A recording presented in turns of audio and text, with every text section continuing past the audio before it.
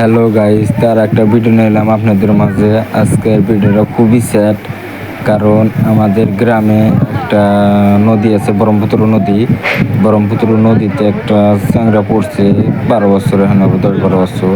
চ্যাংড়া পানি পড়ছে, পাওয়া গেছে না, বহুত চেষ্টা করতেছে, তাও পাইতেছে না। তো এখন কি হবো? তোমরা ভিডিওটা দেখো, আর প্লিজ লাইক, কমেন্ট আর সাবস্ক্রাইব করতে কিন্তু ভুলবে না।